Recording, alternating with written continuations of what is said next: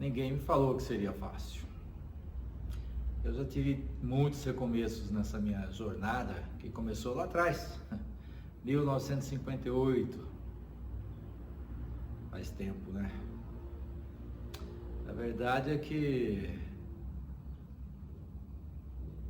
eu não imaginava que hoje eu poderia estar ajudando profissionais da área da saúde a terem mais pacientes, terem mais dinheiro, ter uma qualidade de vida melhor. E isso ainda soa um pouco surreal para mim, né? Por tudo que eu já passei, pelos muitos recomeços que eu tive na minha vida profissional. Isto na parte dos pacientes, né, na parte da área da saúde, praticamente foi porque no ano 2000 eu me casei com uma dentista, a doutora Carolina Saran, e comecei a ver que o dentista não tem em sua carreira acadêmica ensinamento de gestão, muito menos de marketing, né?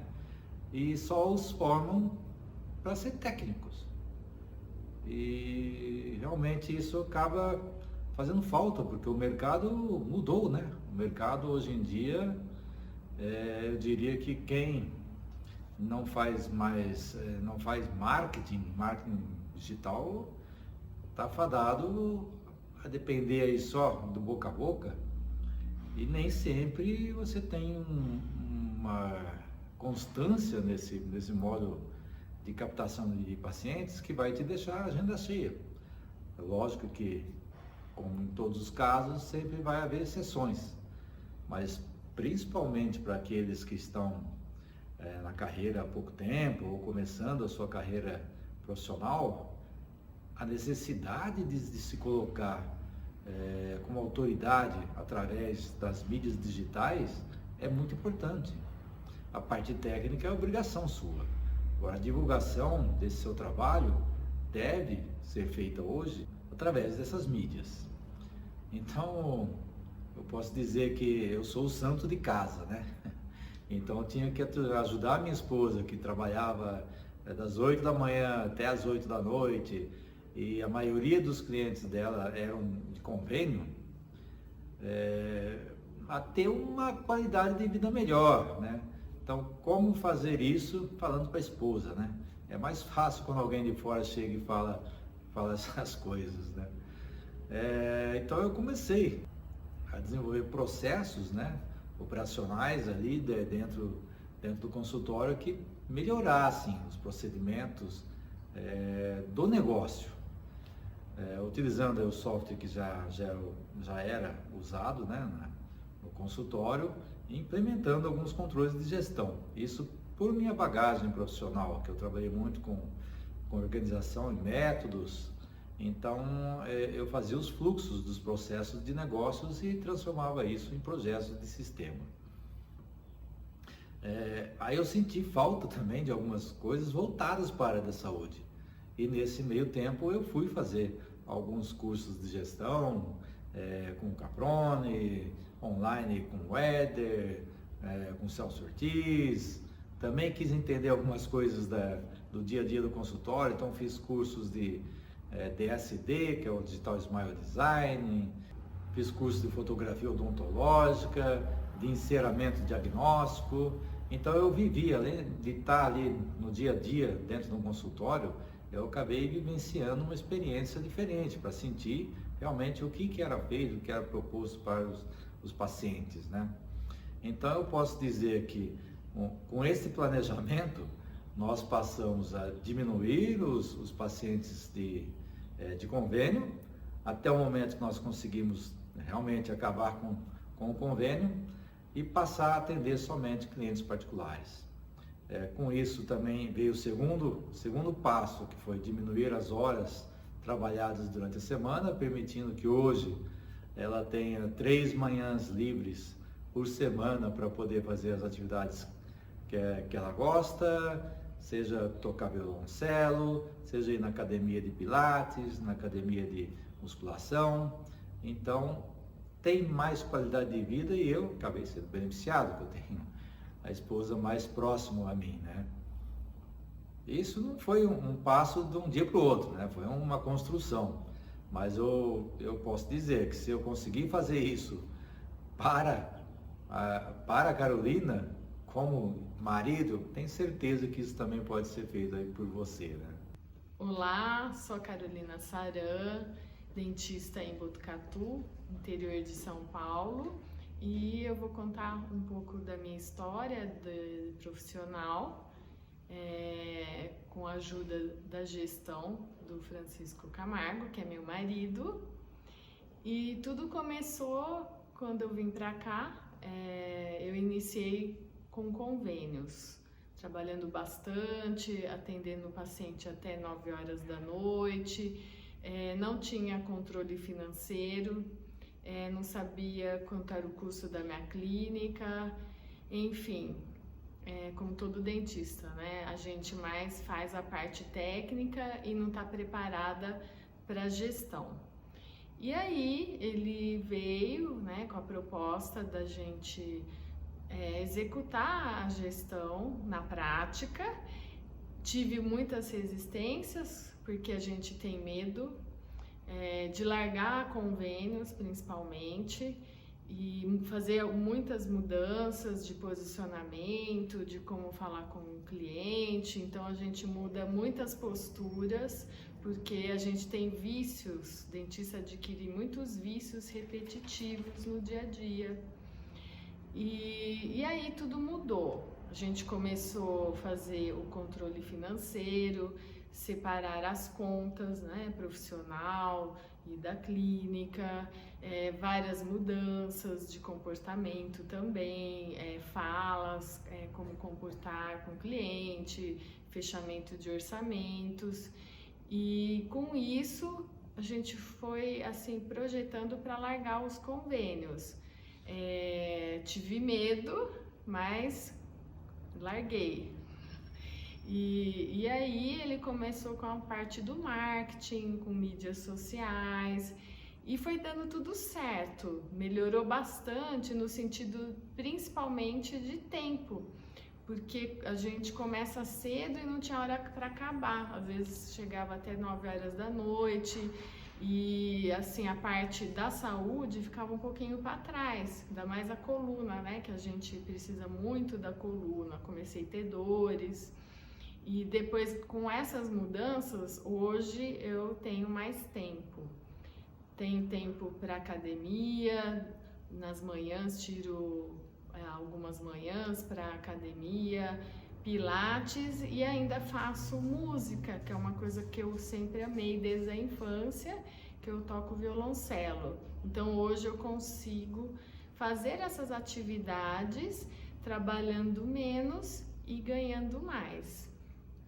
E aí hoje eu tô mais feliz, né? Cuidando mais de mim também. E agora a gente tá numa nova fase, um novo planejamento, que eu sempre adorei estética, desde quando eu formei, e depois teve essa abertura da odontologia para harmonização orofacial, que eu já estou terminando minha especialização, e vou caminhar só para isso, colocando então outros profissionais para trabalhar nas áreas, para tocar a nossa clínica como um negócio.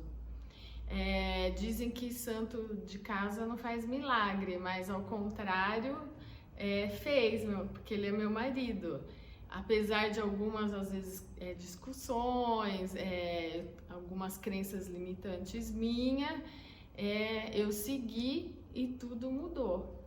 Então eu recomendo todos os dentistas ter essa ferramenta, pôr em prática, pedir ajuda, porque o mercado mudou e a cada dia está mudando mais, e é necessário ter essa gestão e acompanhar essas mudanças que a cada dia a gente está notando, né, ser maiores ainda. Agradeço a paciência de vocês, muito obrigada. Claro que nem tudo são flores, a gente vive no Brasil e está sujeito às crises, né? Inclusive nós que moramos aqui numa cidade do interior de São Paulo, Botucatu, foi afetada por essa crise que assolou aí o país, com reflexo na economia da cidade. A gente percebeu isso porque teve uma pequena diminuição aí no fluxo de pacientes no consultório. E aí eu já logo, né, me fiz a pergunta, por que você não foca em criar? Tira o S da crise aí e crie. E aí pensando em ações que pudessem atrair pacientes rapidamente e um aumento num caixa, um aumento de caixa rápido para a gente fez. A gente fez algumas ações que, mais uma vez, conseguimos resultados muito bons. E isso são coisas que a gente vai estar passando aí para você também. Mas eu disse que minha jornada começou em 1958, né? Faz tempo, viu? Foi meu nascimento, em 1958, na cidade de Adamantina, interior de São Paulo. É uma cidade bem pequena mesmo. E ali morávamos eu, meu pai, minha mãe e já tinha um irmão nascido. Nós morávamos num quarto cedido por minha avó, né, a mãe do meu pai. Então ficávamos ali, minha mãe e meu pai em uma cama, eu e meu irmão em outra. A gente tinha ali colchão de palha. Acho que pouca gente conhece esse tipo de acomodação, não é? Mas era uma vida para mim, né, como criança, tranquila. Eu tinha 3 anos já e ficava brincando ali no quintal, brincando na areia, na terra, e ia levando a vida. Meu pai entrou no banco, mais ou menos nessa época, em 61, né? E no Bradesco, e aí logo ele alugou uma casinha, onde a gente foi morar. E com a entrada dele no banco, para que ele tivesse resultados mais rápidos, né, tinha que transferir de cidade. E houve algumas transferências nesse meio de caminho aí, né? Viemos para a região de Mogi Guaçu, próximo aí de Campinas, interior de São Paulo também. Depois para Dracena, no oeste paulista também, Piacatu, e depois fomos aí para Grande São Paulo, em Osasco, porque meu pai veio transferido para a matriz do Bradesco, né? Isso nos anos 1970, aproximadamente. Eu, nessas mudanças, sempre estudando em escola pública, entrei aqui também em Osasco numa escola, no ginásio, fala ginásio estadual. E nessa época, já me aproximando aí dos 15 anos, eu também entrei no Bradesco. Fui trabalhar como escriturário menor. Trabalhava no Banco Bradesco de Investimentos. Ainda não tinha ideia do que fazer, do que ia ser no futuro, qual que seria meu destino, né? Profissional e também de estudo. Então eu comecei a trabalhar como escriturário menor, ainda criança, né? A gente não tinha computador, era máquina de escrever, tanto que para entrar no banco a gente tinha que fazer um teste de datilografia. Então eu tinha entrado na escola de datilografia para aprender a datilografar, né? Hoje a gente teclar, né? E no celular, então o pessoal usa só os dedões, né? Eu estou tentando melhorar essa parte, é difícil ainda.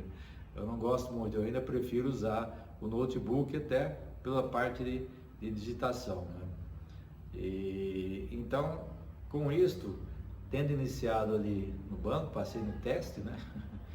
E fui fazer, que mais que a gente fazia lá que eu gostava? As aplicações, né, dos clientes eram feitas tudo por telefone, nas agências, aí a agência mandava os boletos das operações para a matriz, e a gente pegava todos esses boletos aí e na calculadora ia somando. A gente fazia competição para ver quem que era mais rápido, né, na somatória, né, desses boletos, né? Então cada um pegava um monte ali e começava a somar e mandava a bala ali. A máquina era elétrica, pelo menos, né? Que fazia somatórias. Tinha uma outra que eu cheguei a utilizar também, que a gente chamava de facite. E ali era uma manivelinha para você teclar os valores, girava a manivela para ir tendo resultados. Era bem É bem interessante isso. Engraçado que a gente vai lembrando dos momentos que a gente passava, né? E claro que tinha um lado bom, a gente fez muitas amizades nessa época aí. E eu me lembro de algumas passagens que a gente tinha um local próximo aí de São Paulo que chamava Semucan, eu acho que até hoje existe ainda, que é o Centro Municipal de Campismo. E lá a gente reunia a turma ali do setor para ir fazer o churrasco lá, passar o dia, jogar uma bolinha.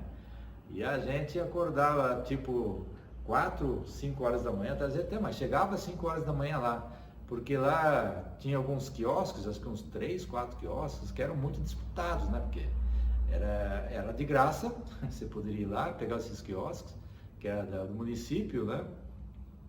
Então a gente chegava logo cedo lá, já tacava fogo no carvão e começava a assar alguma coisinha ali para a gente beliscando. Café da manhã já era uma carninha e já começava a jogar um baralho. Então a gente se divertia muito nesse ponto também. A partir daí eu fiquei acho que uns 2 anos no BBI e com 17 anos eu já fui para um outro departamento do banco, já chama Crédito Imobiliário.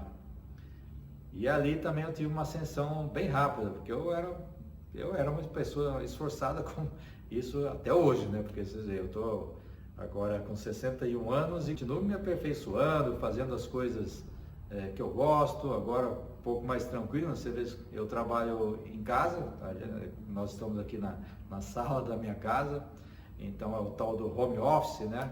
E a gente trabalha com um pouco mais de liberdade, não tem um padrão de horário a seguir, embora por ter entrado no empreendedorismo digital eu acabo ficando às vezes muito mais tempo trabalhando. Mas também, hoje eu quero ficar tranquilo, hoje eu posso dar uma saída? Posso. Então, essa liberdade eu já conquistei. Eu acho que fiz por merecer. Então, trabalhando desde os 15 anos, já são 45 anos aí passados, né? Que eu estou trabalhando. E eu acho que isso só nos enobrece como seres humanos, porque uma frase que eu via no Bradesco, eu não sigo ao pé da letra aqui, só o trabalho pode produzir riquezas. Honestamente, né? Eu acho que realmente, se você trabalhar com integridade, com honestidade, dentro dos princípios éticos, você consegue riquezas, e não só materiais, né? Você consegue as riquezas do reconhecimento de sua família, dos amigos, da sociedade, por ser realmente uma pessoa íntegra. Isso meu pai me ensinou e mantém até hoje, né? E a gente foi evoluindo. Eu fui para esse departamento novo do crédito imobiliário, fiz, você vê como são as coisas. Eu lembrei que eu assumi uma seção, porque todos os contratos imobiliários, os contratos de financiamento imobiliários eram feitos na máquina de escrever também. Então tinha uma seção ali de 20 moças que ficavam simplesmente datilografando todos os contratos que chegavam das agências do banco. E eu tinha que fazer a conferência, então era como ser revisor de texto, né, para ver se não tinha erro de datilografia, erro de... basicamente era mais na parte de datilografia, porque elas seguiam um texto que estava ali do lado e tinham que digitar. Digitar não, datilografar. E lidar assim com 20 moças, você com 17 anos, algumas delas mais velhas ficaram bravas porque eu assumi a chefia lá. Mas deu tudo certo. A partir daí eu quis aprender novas coisas ali desta área e fui convidado a assumir já uma chefia de setor, que é chefe de seção, depois chefe de setor, né?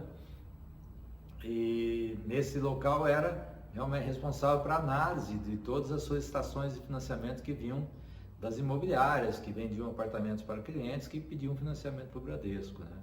E para isso eu já tinha que saber um pouco mais, tinha que saber mais detalhes dos outros setores ali, né? Das outras seções do crédito imobiliário, para poder analisar efetivamente a documentação que era necessária e também poder dar o despacho em relação a isso. E essa pessoa que era o chefe desse setor, ela estava se aposentando já. E no começo eu tive dificuldade de analisar esses contratos, essas solicitações. E ele, uma oportunidade, me disse: nossa, falaram que você era tão esperto, tão inteligente, mas você está demorando para pegar as coisas. Rapaz, mexeu na ferida, né? Cutucou. Eu não sei se você é assim, mas se a pessoa dá uma desafiada, aí o bicho pega. Aí realmente eu acabei me dedicando muito mais do que já vinha me dedicando, né? Porque eu nem almoçava para poder ir aprender coisas que as pessoas já tinham saído em horários diferentes de almoço. Eu me sentava do lado ali e fazia como que um estágio. Então eu era o primeiro a sair, não saía para almoçar e ficava ali até depois o pessoal ia embora, porque eu ainda tinha que fazer algumas coisas que eu queria. Então eu sempre fui do tipo de algo a mais, eu sempre fui assim. Então, e até avançando um pouco no tempo, eu fiz recentemente um curso do Rodrigo Cardoso, que ele faz justamente isso, ultrapassando limites. Porque você tem diversos perfis de profissionais, né? O perfil de uma pessoa pobre que mal faz aquilo para que é paga. E é aquela pessoa que, por esse tipo de perfil, às vezes a pessoa que sai do local de trabalho, as coisas até melhoram. Tem a pessoa normal, tem a pessoa que realmente já dá um pouco a mais, e tem aqueles excepcionais, né, que fazem tudo para acontecer. Então eu meio que estava tentando ficar nesse nível aí, de ser um pouco a mais, que aí, ó, daqui para cá, como diz o Rodrigo Cardoso, né, a distância é mínima. Algo a mais é aquela pitadinha que você tem de proatividade que uma outra pessoa pode não ter.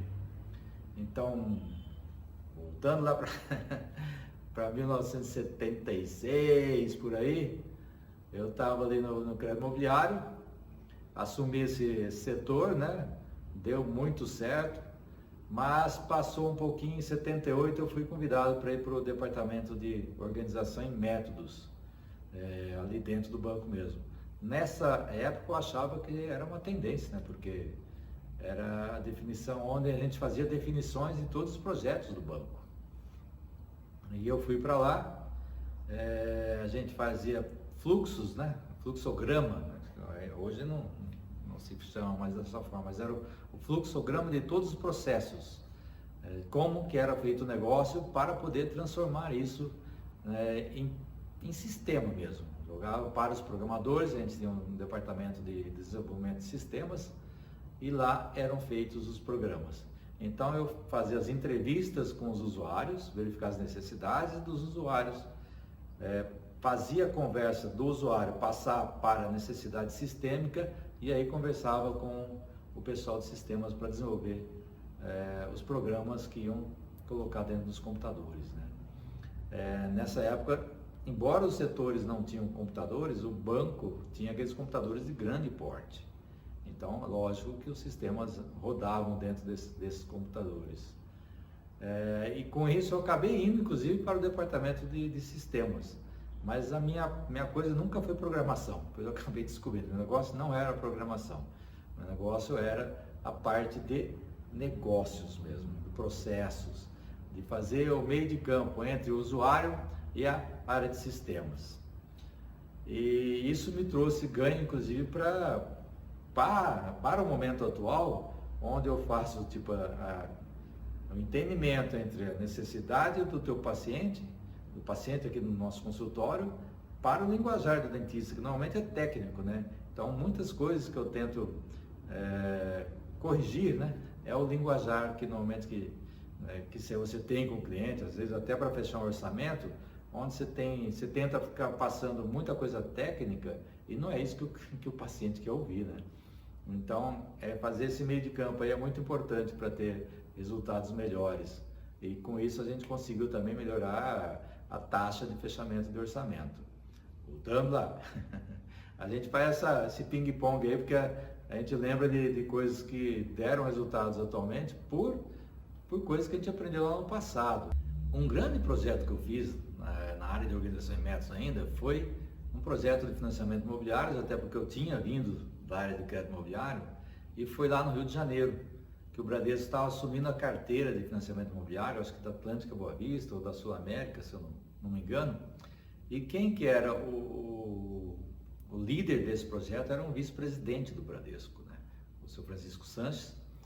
E isso me deu uma oportunidade, depois que eu saí do Bradesco, para trabalhar com ele, porque quando ele saiu do banco, ele montou uma empresa que era corretora de valores, e eu recebi um convite para assumir a parte da organização e métodos desta nova empresa dele, onde a gente tinha que fazer todos os formulários, que utilizava-se muito formulário nessa época, né? Manual para preenchimento de compra e venda de ações, então era tudo no manual. Eu fazia os manuais de normas, procedimentos, manuais internos dos negócios, então, ou seja, eram os protocolos operacionais padrão que hoje a gente utiliza aqui na odontologia. Então, de todos os procedimentos que são feitos, era tudo descrito, para que facilitasse para as pessoas que entrassem na empresa tivessem facilidade de poder fazer a mesma coisa que o outro fazia, ou seguir os processos, né? Enfim, nesta empresa a gente teve um ganho de performance muito grande. Aí eu já estava com 22, 23 anos aproximadamente, e tinha uma carreira bem sucedida, ganhava muito bem nessa época. Eu ainda morava com meus pais, né? Então tudo que eu ganhava era para mim. Então a gente aproveitava quando tirava férias, né? A gente tinha aí as férias, fazia questão de utilizar os 30 dias de férias, e primeiro dia eu já estava pegando um avião e indo viajar. Eu falava, onde o sol estiver, eu estou chegando. E se não tinha sol, eu pegava outro avião e ia buscar esse sol em outro lugar. E foi bem bacana esse período, a gente aprendeu bastante. Eu estava sempre estudando para me aprofundar nos conhecimentos necessários para ter uma performance melhor, né? Sempre dentro daquela linha de dar algo a mais. Muitas vezes a gente tinha que implementar novos projetos ali, e eu não tinha medo de trabalho, não. Eu sempre fui uma pessoa que me dedicou muito a isso. Então não era difícil eu estar lá sábado, domingo, fazendo o trabalho que tinha que ser feito para ser entregue. Então até na parte de como a empresa cresceu rapidamente, né? Então fazia desde compra de imóveis até montagem de layout, definição dos layouts de trabalho, dos setores, como tinha que ser feito, os manuais e procedimentos que tinham que ser executados. E é lógico que aí a gente já estava com uma equipe maior, né? Então muita coisa eu direcionava, mas eu sempre dei o exemplo. E, tipo, é o primeiro mesmo a chegar e o último a sair. Isso faz parte do meu currículo. E claro, eu tinha vida pessoal e a gente saía bastante também. Não tinha só essa, então você só trabalhava? Não, lógico que não. Eu sempre tive vida ativa, né, social. A gente saía com a turma, saía para churrasco, saía para os bares também, que faz parte, né? Tem que aproveitar a vida também, e eu sempre aproveitei. E da Invesplan, deixa eu me lembrar agora, né? A Invesplan quebrou. Por quê? O crescimento foi bem rápido, né? Eles tiveram um boom assim, que começou a adquirir outras empresas, empresas de informática, banco, uma empresa de Caxias do Sul que chamava Eberly, que fazia parte de faqueiros, fazia facas, metais, e era grande essa empresa em Caxias do Sul. Inclusive numa oportunidade a gente fez um evento lá, e eu fui alguns dias antes até, e você vê, a gente era uma mais lembrando as coisas, uma época que a gente tinha algumas mordomias, né?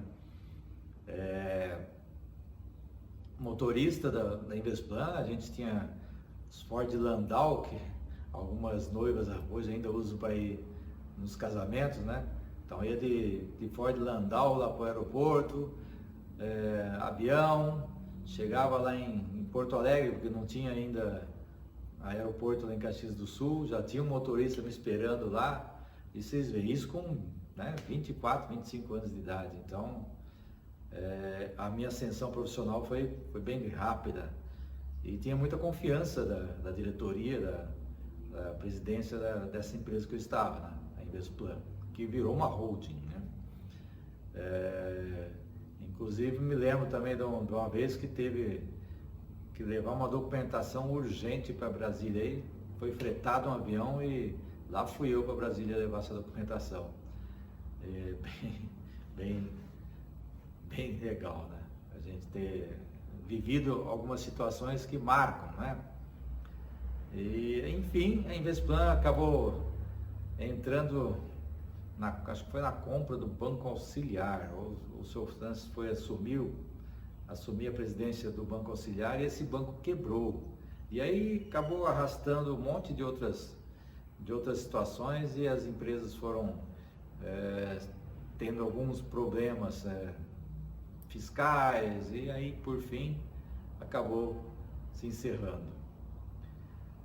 Aí começou minha carreira como consultor.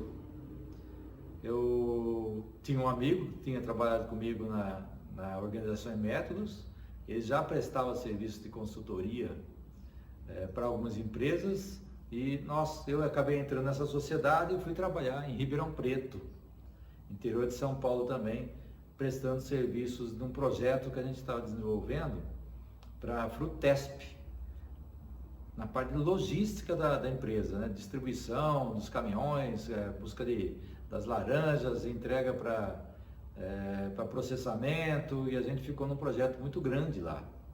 Então foi um trabalho feito durante um ano e que teve resultados financeiros muito bons nessa época. A gente também continuava recebendo muita grana por trabalho efetuado.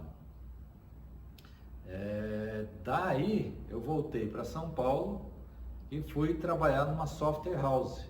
Você vê que os relacionamentos que a gente faz profissionalmente, quando você é um bom profissional, onde você sai pela porta da frente, mesmo que no caso da empresa ter encerrado, o relacionamento que eu tinha com os profissionais era muito bons. E existia uma software house que foi criada por um pessoal que tinha trabalhado na Invesplan. E eu fui lá trabalhar com eles também, na parte de validação de software, na implantação do sistema dessa empresa para clientes aí pelo Brasil, né? Então a gente, mesmo esquema, saía para fazer implantação em alguns bancos que deram um serviço, era uma software house que vendia software para o mercado financeiro. Então a gente ia fazer a implantação desses sistemas. E um dos bancos que estava trabalhando com esses sistemas era um banco aqui na Avenida Paulista também, porque um profissional lá, ele tinha desenvolvido um software que a CRK estava colocando nos bancos. E eu, por convite dele, fui trabalhar nesse banco, na parte de organização e métodos também. Então a gente ficava ali fazendo as normas e processos de todo o banco para que os funcionários pudessem seguir. Foi muito interessante esse período também, que era um banco venezuelano. Na época que a Venezuela, né, tinha condições. Imagina você que depois de um período desse, a Venezuela está nessa situação que está, né? E o banco era muito forte. Tinha um prédio ali na Avenida Paulista, um prédio de 14 andares, se eu não me engano, inteiro, todo banco, na esquina ali da Peixoto Comida. Então era muita grana que tinha esse banco aí na Venezuela, né? Mas com a começada a crise lá, o banco também começou a entrar em derrocada. E eu voltei ao mercado de consultor, trabalhando aí já numa consultoria e prestando serviços para alguns bancos, né?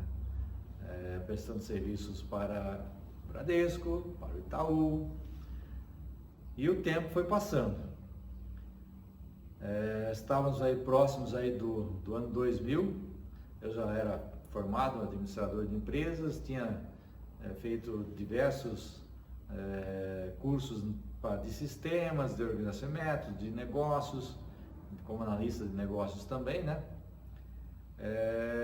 Perto do ano 2000, estava trabalhando já como consultor, gerente de projetos para o Bradesco. Você vê como é que são as coisas, né?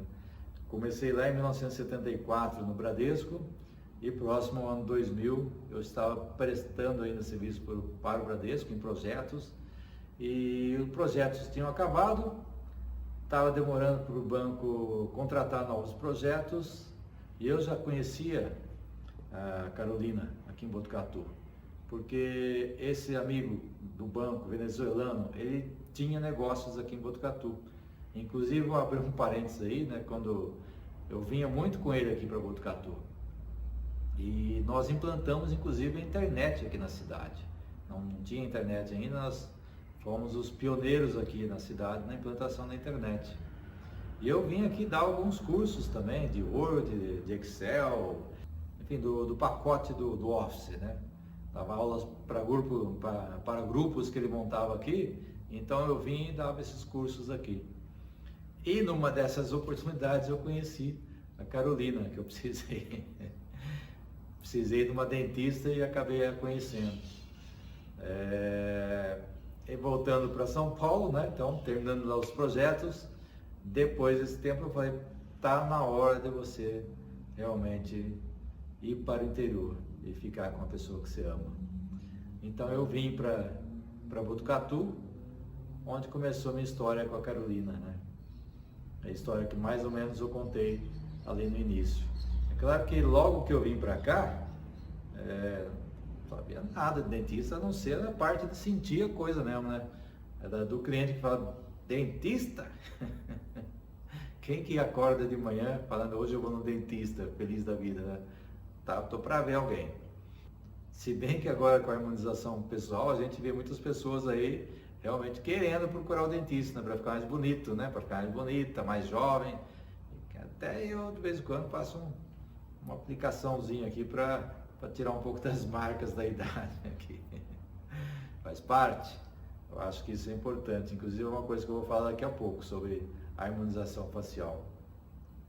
Neste início aqui, com esse meu amigo, que a gente tinha implantado a internet aqui, a gente chegou a abrir uma loja de informática. A loja, né? Eu que no mercado de consultoria não tenho tino para vendedor comercial, né? Tipo de loja física. Então eu imagino que fez um planejamento errado, sem uma pesquisa mais aprofundada do estilo da cidade, né? A gente veio com uma ideia do que eu gostaria para mim.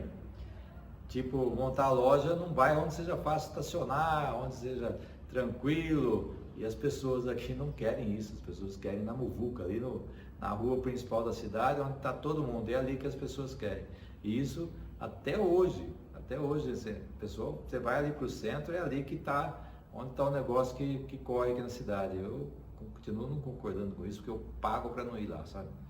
Meu negócio é, se tiver um lugar aqui próximo para mim, que eu chegue, estacione, é ali que eu vou, mesmo que tenha que pagar mais caro para isso. Isso é percepção de valor, né? Então as pessoas, em alguns casos, preferem ir ali e pagar. Vocês sabem que tem casos que o valor que a gente oferecia, por exemplo, era menor do que lá, mas é uma percepção de valor dentro dos conceitos da cidade. Isso a gente acaba verificando em alguns consultórios também, né? A percepção de valor tem que ser trabalhada, tem que ser oferecida e mostrada para o cliente. Existem algumas formas para isso. Eu acho que é parte dos conteúdos que eu penso estar disponibilizando no nosso canal aí. Penso não, eu vou disponibilizar. Então a loja não deu certo, e aí eu fiz algumas outras coisas. Eu tive um período sabático também de reconhecimento como ser humano também, porque eu teve uma parte realmente de estar cansado, né, da parte profissional que eu vinha levando até então. Algumas decepções, porque aqui eu não tinha a sequência de trabalho que eu fazia em São Paulo. Não existia esse mercado aqui também, que é uma coisa que eu gostava de fazer. E aí eu percebia, né, esse trabalho da Carolina, que era exaustivo para ela, né? Aí que eu fiz todos aqueles cursos, né, que eu comentei antes. E hoje a gente está num outro processo. A Carolina gosta dessa parte da harmonização facial. E então, inclusive, desde 2010 ela já começou a trabalhar com Botox na parte da odontologia, que era permitida. E claro que aprende a parte estética também. E de uns tempos para cá, né, com a liberação da harmonização facial efetivamente para os cirurgiões dentistas, ela se aprofundou mais ainda. Ela veio fazendo cursos desde 2010. Eu nunca vi como que ela também se esforça nesse sentido de aprendizado constante, né? E isso tanto na parte da harmonização como na parte de dentística, de tantos cursos e tantas horas que ela já teve de aprendizado. Então isso se reflete também nos clientes e nos pacientes aí que ela atende, né? Então, com essa vontade dela de assumir mais a parte de harmonização, até por conta do tempo de profissão que ela tem, né, que já tem 27 para 28 anos, ela sente um pouco de algumas dores que eu imagino, né, que eu imagino que você possa ter também, que são aquelas dores na coluna, no pescoço, devido à posição de trabalho que vocês têm, né? Então, e são procedimentos longos que ela faz reabilitação oral também. Então, às vezes fica ali 4 horas com o paciente na cadeira, né? E isso é exaustivo, e para a coluna mais ainda. E apesar de ela estar hoje com menos tempo de trabalho durante a semana e podendo fazer pilates e musculação, chega uma hora que o corpo cobra. E a parte da harmonização é um pouco mais tranquila, né? Tem procedimentos que são bem rápidos, como fazer um botox 15 minutos, né? Preenchimentos podem demorar um pouco mais, os fios também um pouco mais, mas não é tão desgastante igual os procedimentos mais longos, como uma reabilitação, além do tempo que esse procedimento leva e que você fica aí com o seu cliente, às vezes 1 ano e dependendo de caso até mais, né? E a gente iniciou um novo processo de transição, feito em 2 etapas, né? Um deles é ter profissionais que venham assumir, que estão assumindo nessa parte da odontológica, da dentística, e ela fazendo mais harmonização. Hoje a gente está em uns 60-40 já, 60 de harmonização, 40 de dentista da parte dela e o outro percentual já passando para um outro profissional, parceiro nosso aqui. A ideia é deixar 100% com esse profissional e a Carolina 100% na harmonização. Com isso a gente tem 2 ganhos, né? Que a gente, lógico, tinha já alguns parceiros para vir fazer implante, para vir fazer outros procedimentos que Carolina não faz, mas não tinha alguém fixo aqui no consultório que pudesse estar fazendo essa parte aí de assumir a parte de dentística e odontológica propriamente dita, né?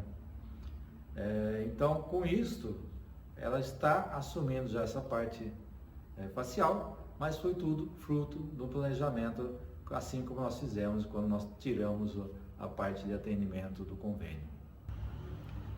Eu acho que essa minha mudança profissional que eu tenho ocorrido, né, que eu tenho feito na minha vida desde o tempo das consultorias, teve logicamente uma base familiar, né, que meus pais sempre focaram nesse ponto de honestidade, trabalho e estudo. Embora, por exemplo, minha mãe, ela nunca estudou muito. Meu pai, ele veio se formar já com mais de 40 anos, já trabalhando no Bradesco. Então, foi muito trabalho que eles tiveram, mas eles sempre fizeram questão de direcionar a gente para estudo, né? Estudem e trabalhem. Seguir junto nesse ponto. Mas a minha mãe, apesar de não ter trabalhado, ela sempre nos orientou na educação, né? A gente vem numa linha de educação que tinha umas palmadas também, quando criança, logicamente, mas isso não nos mudou como pessoas, né? Pelo contrário, eu acho que, não que eu julgue que seja certo, mas isso nos fez bem também de saber o que é certo e o que é errado. E a minha mãe sempre foi muito amorosa, né? Muito presente na nossa vida.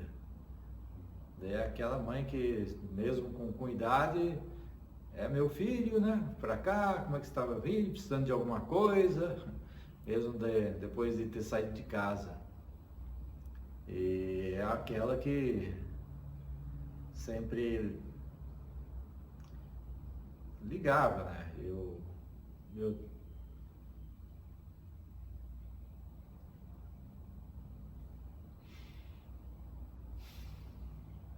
eu estou falando isso porque recentemente, fim do ano passado, minha mãe se foi, né?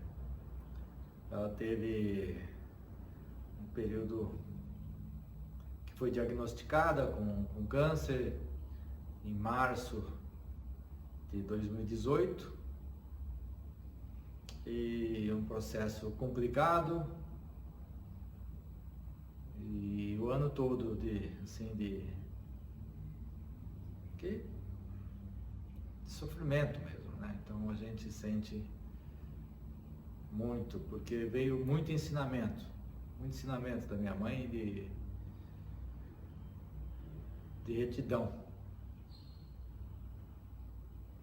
de honestidade, e de fazer a coisa certa. Então, o que eu posso dizer é, eu tô fazendo.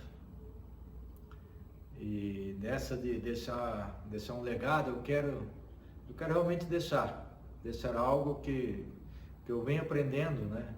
E que deu resultado para a gente aqui. E que isso realmente possa servir de estímulo para vocês, porque se eu estou aqui, que eu recomecei tantas vezes e aprendi coisas novas, consegui fazer isso funcionar aqui, pro consultório da minha esposa,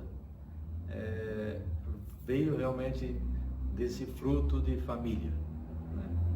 A família, eu acho que é super importante, e ter a liberdade de você ter mais tempo com a sua família, eu acho que é para isso que a gente vive, né? É para isso que a gente luta diariamente.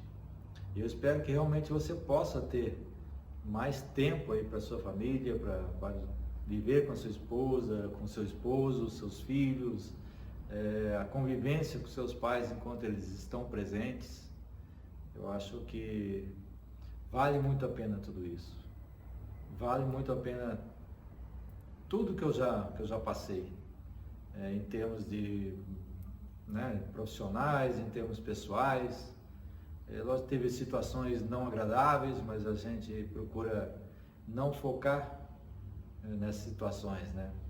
É claro que a perda de alguém tão próximo com você mexe com você. Acho que faz parte da vida. Mas a gente acaba se dedicando àquilo que a gente ama. Hoje eu sou empreendedor digital, trabalho com marketing também para outros profissionais e estou desenvolvendo novos produtos, seja para captação rápida aí de clientes, para você ter um caixa rápido, e também na parte de gestão, de consultórios, e também como consultor, que é uma coisa que eu gosto de poder fazer presencialmente. Muito obrigado, a gente se vê no próximo vídeo.